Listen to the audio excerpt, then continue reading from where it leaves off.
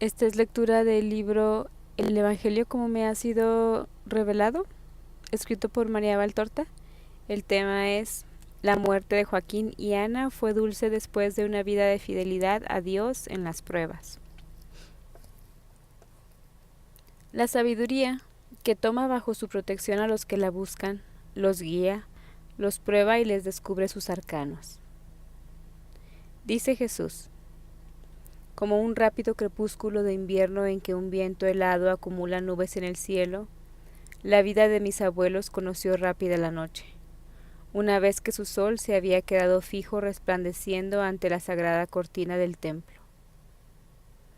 Pero, ¿acaso no fue dicho: la sabiduría da vida a sus hijos, toma bajo su protección a los que la buscan? Quien la ama, ama la vida, y quien está atenta a ella, gozará de su paz. Quien la posee tendrá por herencia la vida. Quien la sirve, obedecerá al santo, y a quien la ama, Dios lo ama mucho. Y a quien la ama, Dios lo ama mucho. Si cree en ella, la tendrá como herencia, que se transmitirá a sus descendientes porque lo acompaña en la prueba. En primer lugar le elige, luego enviará sobre él temores, miedos y pruebas. Le atormentará con el flagelo de su disciplina, hasta haberle probado en sus pensamientos y poder fiarse de él. Mas luego le dará tranquilidad, volverá a él por recto camino y le hará feliz. Le descubrirá sus arcanos, pondrá en él tesoros de ciencia y de inteligencia en la justicia. Sí, todo esto fue dicho.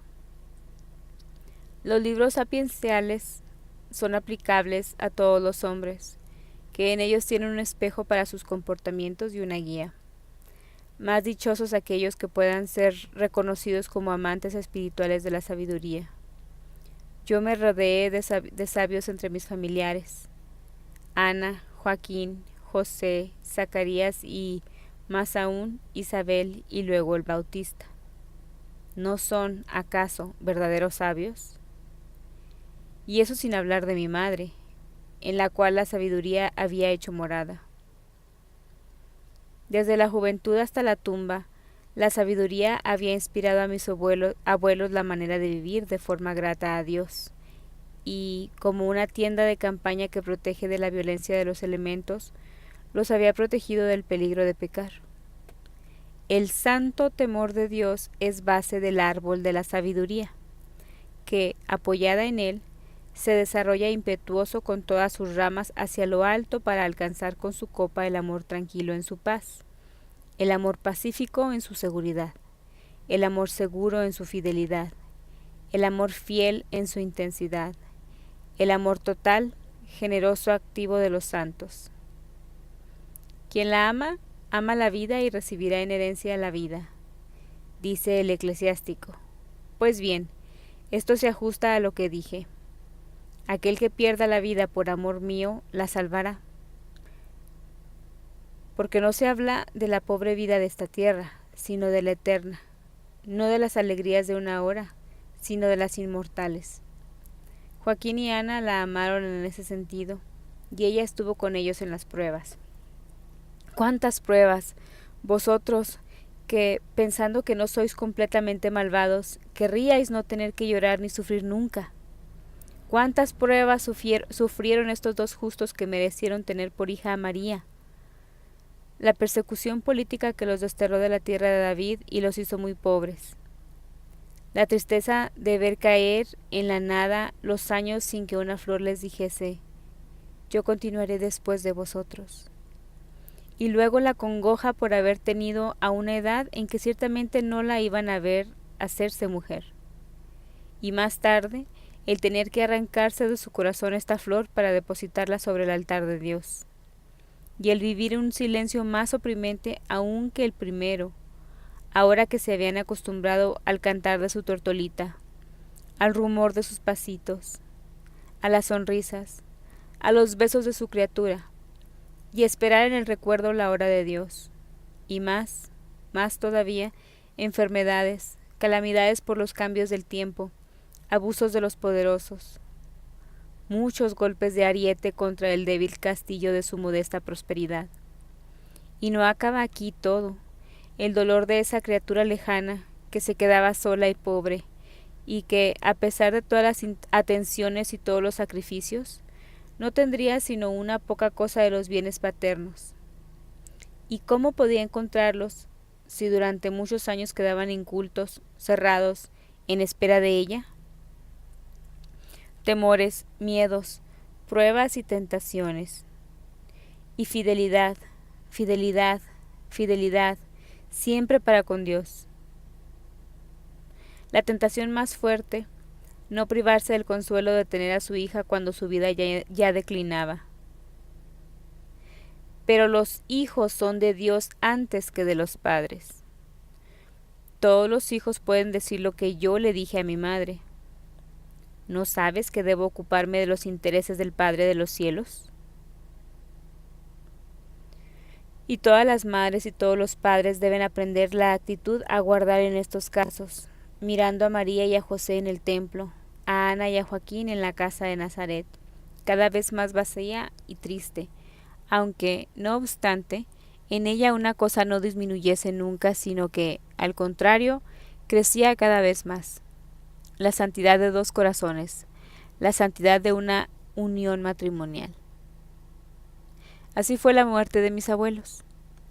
¿Por qué no debieron sufrir? Ella al dar a luz y ambos al morir, puesto que eran hijos de Adán. ¿Qué luz le queda a Joaquín, enfermo? ¿Qué luz le queda a su adorada esposa en las largas y silenciosas tardes propias de ancianos que se sienten morir?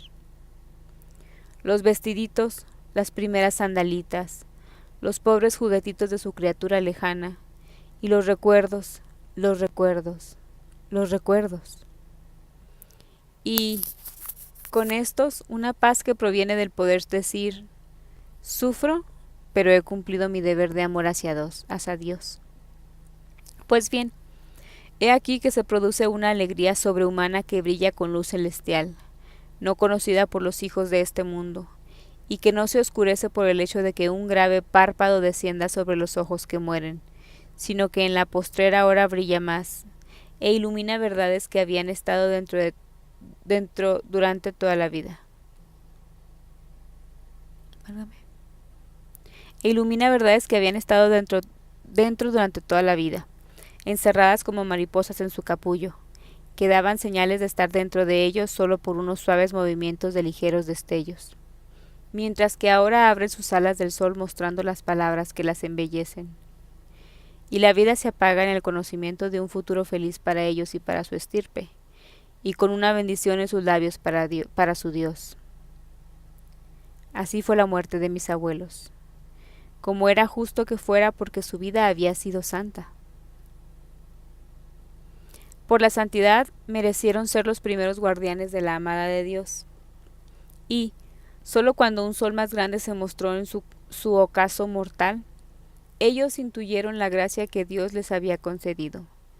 Por la santidad que tuvieron, Ana no padeció los dolores de una parturienta, sino que gozó de un éxtasis de quien llevó a la sin culpa. Ambos no sufrieron la angustia de la agonía, sino la languidez que se apaga, como dulcemente se apaga una estrella cuando el sol sale con la aurora. Y, si bien no experimentaron el consuelo de tenerme como encarnada sabiduría, como me tuvo José, yo, no obstante, estaba allí, invisible presencia que decía sublimes palabras, inclinado hacia su almohada para adormecerlos en la paz, en espera del triunfo.